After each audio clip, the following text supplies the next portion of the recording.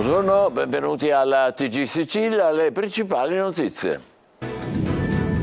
Calamari ripieni di droga, smantellato a Siracusa il fortino dello spaccio, le dosi smerciate con le tecniche più fantasiose, 19 arresti. Comando blocca le strade e sradica la cassa self-service di un distributore di carburanti a San Giovanni Galermo. Nello stesso quartiere, stamattina, azione interforze per smantellare le piazze di spaccio. La guerra a Gaza avvicina i catanesi ai musulmani che vivono in città. L'imam della più grande moschea del sud, sentiamo il sostegno e la vicinanza dei siciliani.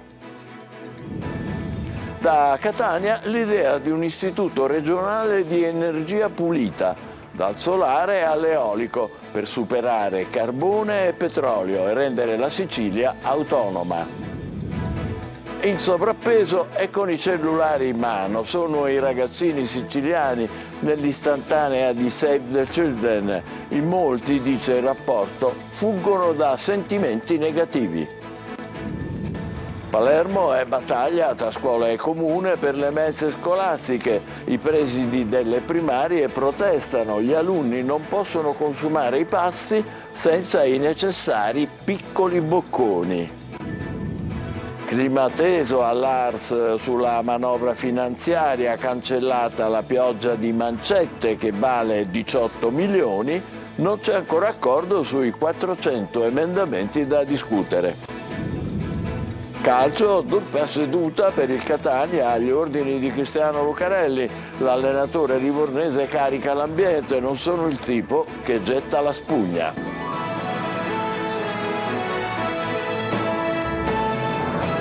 Bentrovati, i carabinieri azzerano il fortino della droga alla borgata Santa Lucia a Siracusa. Quando serviva il clan era pronto anche alla violenza. 19 arresti. Francesco Aloi.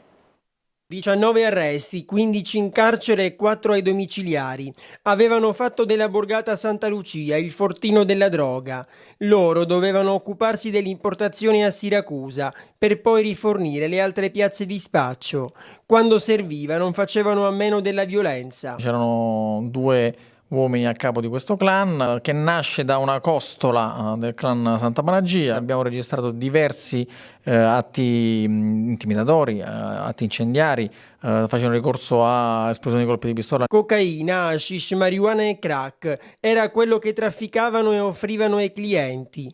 Un'attività che però non è passata inosservata ai carabinieri, che coordinati dalla direzione distrettuale antimafia di Catania hanno azzerato l'organizzazione. Anche durante il periodo Covid è stata una delle attività che non si è fermata, duole dirlo, anzi ci sono conversazioni in cui abbiamo registrato l'avviso all'acquirente del fatto che lo spacciatore in quel momento era positivo al virus. Ognuno aveva il suo ruolo. I contatti erano anche con il carcere Cavadonna. I detenuti affiliati al gruppo non erano lasciati soli. I cellulari nascosti nel cibo ed un drone che avrebbe dovuto portare anche la droga.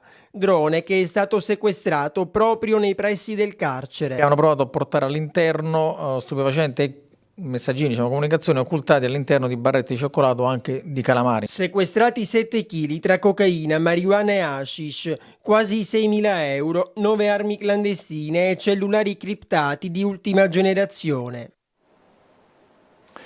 7 arresti a Palermo nel clan mafioso di Resuttana. I provvedimenti di oggi sono il seguito di un'operazione dello scorso luglio con altre 18 persone finite in manette. I poliziotti hanno anche ricostruito un episodio di violenza nel quale un imprenditore è stato picchiato per rubargli la macchina. Era un pegno per un debito non onorato.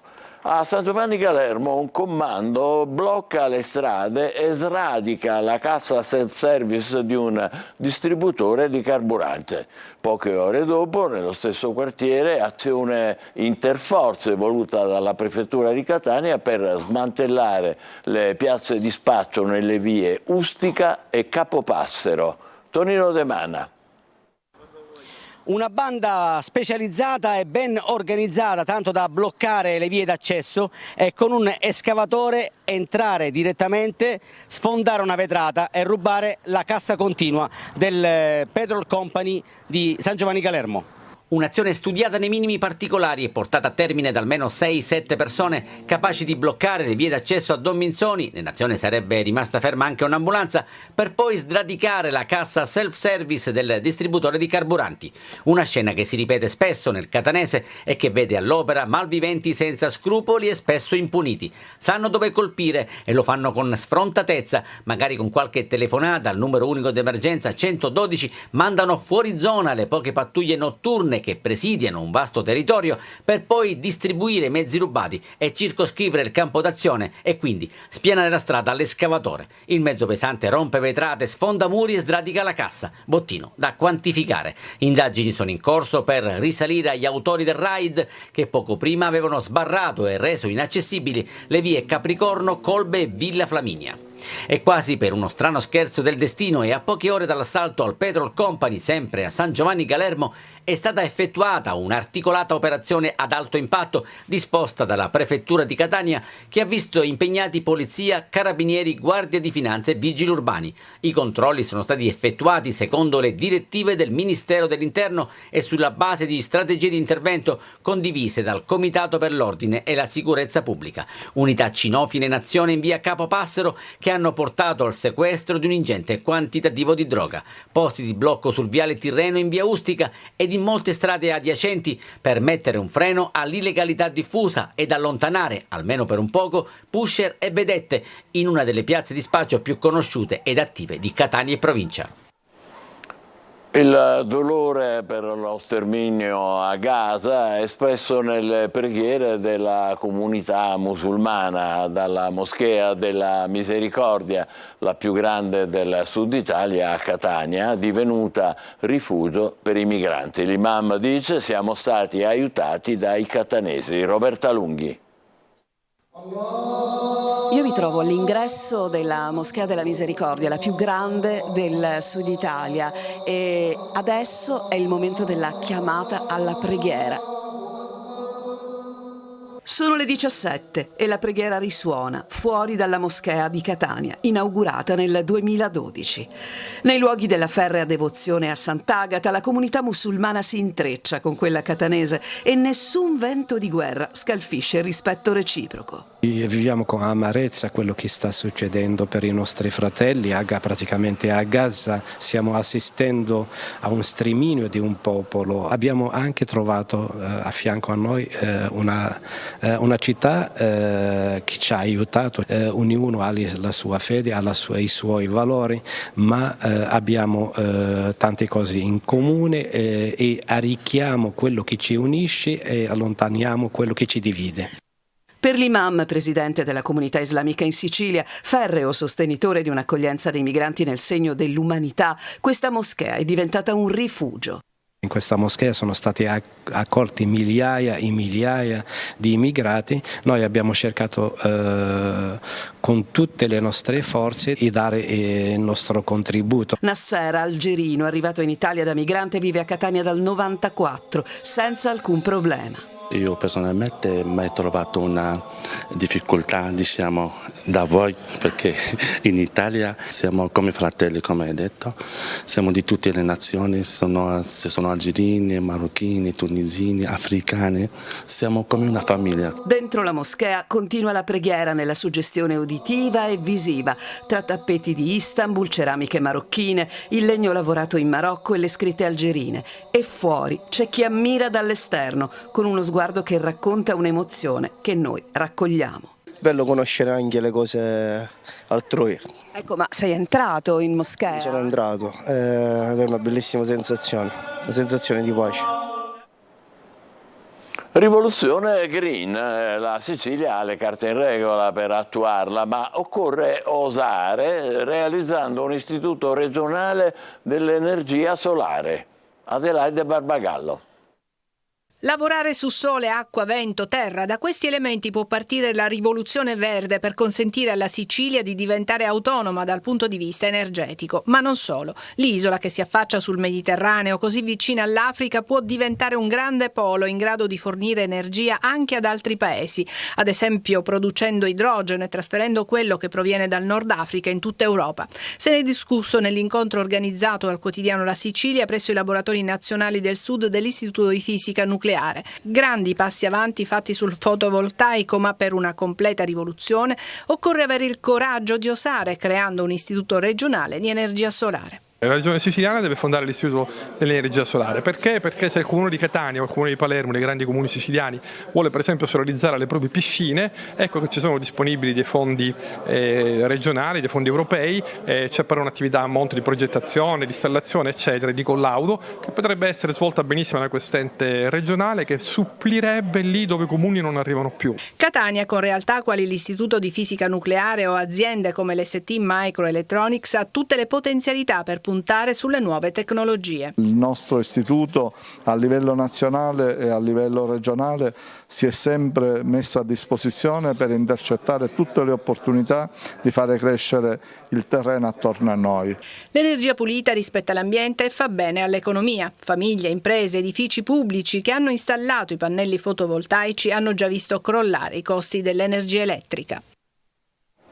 A Zafferana una donna di 77 anni è morta travolta da un'auto mentre spazzava la cenere del vulcano davanti alla porta di casa. Esprimo vicinanza alla famiglia e a tutta la comunità di Zafferana, ha detto il sindaco Russo, un dolore immenso per tutta la città e una grande rabbia, ha proseguito.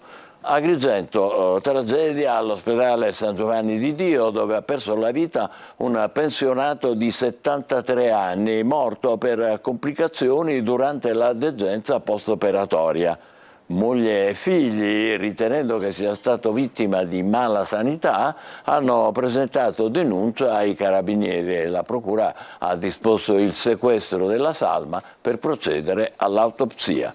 Sempre più sovrappeso e con i cellulari in mano. Sono i ragazzini siciliani fotografati dal report di Save the Children che analizza i problemi legati all'uso intensivo di Internet. Eva Spampinato. Sempre più iperconnessi, con il telefono in mano e la testa china sullo schermo. Sempre più sovrappeso. È la fotografia che Save the Children scatta ai giovani siciliani nel report Tempi Digitali. Il 13,9% di ragazze e ragazzi siciliani di 11, 13 e 15 anni mostrano un uso problematico dei social media, il quinto dato più alto in Italia. Sono soprattutto le ragazze a soffrirne e l'età più critica è quella dei 13 anni. Tra le principali motivazioni dell'uso intensivo dei social media, secondo la 14ª edizione dell'Atlante dell'infanzia a rischio in Italia, c'è quello di scappare da sentimenti negativi. Per quanto riguarda invece i videogiochi, in Sicilia il 23,5% dei giovani di 11, 13 e 15 anni ne fa un uso problematico, in linea con la media nazionale. Qui però sono i ragazzi ad essere più esposti e l'età di maggiore esposizione in questo caso si abbassa a 11 anni. Un uso intensivo di internet è associato anche a un maggior rischio di sovrappeso o obesità a causa dell'inattività. Navigare a lungo vuol dire stare molte ore seduti, per lo più fermi, e per le cattive abitudini alimentari legate all'iperconnessione. Non è un caso che in Italia sia in crescita il numero di ragazzi in sovrappeso, soprattutto al sud. In Sicilia il 26,7% degli adolescenti è in sovrappeso o obeso, oltre 1 su 4, percentuale superiore rispetto alla media nazionale. Sempre al sud è maggiore anche la percentuale di giovanissimi, già dai 6 anni fino ai 17, che usano il cellulare tutti i giorni. È ancora battaglia fra alcune scuole e il comune di Palermo sulle mense scolastiche. Questa volta i presidi insorgono sui pasti che non sarebbero tagliati per agevolare i piccoli studenti come la carne, il pollo, la frutta. Marco Gulla. Ci risiamo. Da questa scuola palermitana, la Giuliana Saladino, sono partite diverse contestazioni per le mense scolastiche. Vi ricordate? A Palermo le mense sono iniziate decisamente in ritardo per l'aggiudicazione dell'appalto, lasciando a digiuno molti bambini per un determinato periodo. A distanza di qualche settimana un nuovo problema. Il pasto infatti consegnato non viene tagliato. Le fettine di carne o di pollo quindi intere, il pesce non è sfilettato e ovviamente i bambini non possono farlo da solo. Anche la frutta non viene sbucciata. Da diversi giorni segnaliamo il cattivo funzionamento della mensa scolastica. Non è accettabile che il pasto venga consegnato e non sia tagliato. Bambini di 3, 4, 5 anni non possono certamente tagliarsi la carne o il pollo. Questa attività non la possono certamente fare i docenti o i collaboratori scolastici, soprattutto in assenza di una comunicazione chiara e formale. Fino all'anno scorso questa attività veniva svolta dalla ditta che forniva i pasti. Quest'anno il comune non ha fatto alcuna comunicazione, non sappiamo niente. Riceviamo la carne per intera e i bambini non la possono mangiare. La soluzione, secondo molti presidi, la deve trovare il comune di Palermo, perché i collaboratori scolastici non possono assumersi la responsabilità di dover tagliare il pasto agli studenti. Un nuovo capitolo di una vera e propria telenovela. Al vaglio dell'assessorato comunale all'istruzione c'è l'ipotesi di consegnare cibo più pratico come polpette o macedonia. Clima teso all'Assemblea regionale, dove riprende la discussione sulla manovra finanziaria. Cancellata la pioggia di mancette che vale 18 milioni, non c'è ancora accordo però su tutti e 400 gli emendamenti da discutere. Maglio Viola. Riparte l'iter della finanziaria regionale siciliana dopo lo stop alla norma salva ineleggibili che è stata stralciata e verrà analizzata a parte. Può ripartire la discussione sui provvedimenti approvati dalla Commissione Bilancio e adesso in aula a Sala d'Ercole. Il cosiddetto collegato Ter è la terza manovra finanziaria della Sicilia nel 2023 e serve a rimettere a posto i conti. In particolare contiene 2 importanti misure di sostegno per le famiglie e per i comuni. La prima norma prevede un contributo alle famiglie siciliane al di sotto dei 50.000 euro di reddito per compensare l'aumento dei costi dei mutui. Ad erogarlo sarà l'IRFIS. Ai comuni invece per la prima volta negli ultimi 12 anni verrà pagata la quarta rata del fondo enti locali entro la fine dell'anno, dando respiro alle loro casse. Questi 2 provvedimenti costano alla Regione 120 milioni di euro. Ma proprio su quest'ultimo sono polemici i sindaci. Per l'ANCI Sicilia le amministrazioni locali non sono state coinvolte nella discussione e si sta usando un metodo che favorisce pochi e penalizza tanti. Stop poi alla cosiddetta norma delle mancette, ovvero tabella H, i piccoli stanziamenti per fiere, sagre e altri eventi nei territori. Il maxi emendamento è stato modificato e diviso adesso in 3 macrofondi che verranno gestiti direttamente dagli assessorati attraverso bandi di gara e graduatorie. Le domande per le iniziative potranno essere presentate ai dipartimenti regionali del turismo, politiche sociali e famiglia. Complessivamente questi contributi valgono 18 milioni di euro.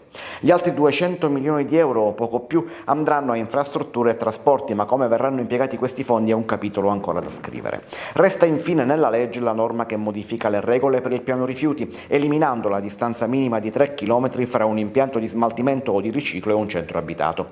La pratica per l'assessore Falcone dovrebbe chiudersi entro oggi, ma non c'è certezza che ci si riesca visto il clima.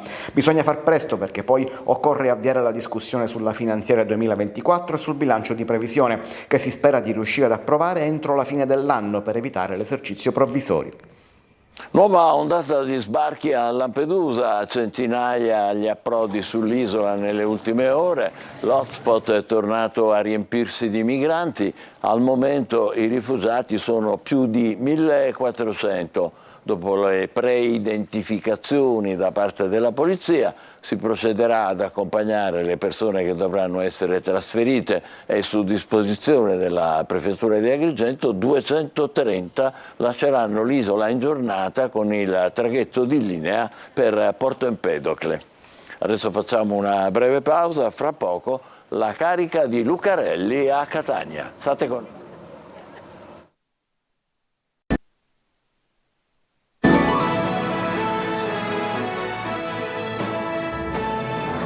Eccoci di nuovo insieme con il calcio. Dopo la presentazione ufficiale di Cristiano Lucarelli come nuovo tecnico del Catania, il livornese ha già diretto il primo allenamento. Sabato al Massimino arriva la Turris. Francesco Triolo. Prima allenamento e presentazione, Cristiano Lucarelli è entrato subito nel mood rosso-azzurro. Con il suo ritorno ufficializzato ieri, il Catania spera di dare una sterzata al proprio campionato. Il suo carisma, il suo ruolo da trascinatore si è intuito già dalle prime parole. Questa piazza non è per tutti, né per i calciatori né per gli allenatori. Per stare in questa piazza ci vuole determinate caratteristiche che non sono solo le conoscenze di campo, ma sono anche il groppone per sopportare il peso di chiamarsi Catania e di essere condannati a vincere sempre e comunque, e quindi ho pensato che fosse giusto provare a dare quella sgassata finale, quindi questa volta devo fare in modo di riuscire a agguantarla. Primo allenamento intenso al Cibalino, il lavoro per conoscere meglio una squadra che nei nomi non ha bisogno di presentazioni per lui ed il suo staff. Doppia seduta oggi e domani e la richiesta all'ambiente, alla gente di Catania di stare vicino alla squadra, perché almeno sino a Natale occorrerà stare tutti insieme. La squadra ha bisogno del risultato, l'ambiente ha bisogno del risultato, la società ha bisogno del risultato, e quindi in questo momento noi dobbiamo tirare fuori anche un po' le unghie e i denti. Quello che ho detto oggi anche ai ragazzi, no? Io ho bisogno di gente che ci crede. Non sono il tipo che all'11ª giornata può gettare la spugna. Il primo scoglio per Lucarelli quindi è quello mentale, ma sul campo lo sguardo è già rivolto alla Turris sabato al Massimino. Dalla prossima gara si potrà capire infatti se almeno nell'atteggiamento qualcosa sarà cambiato.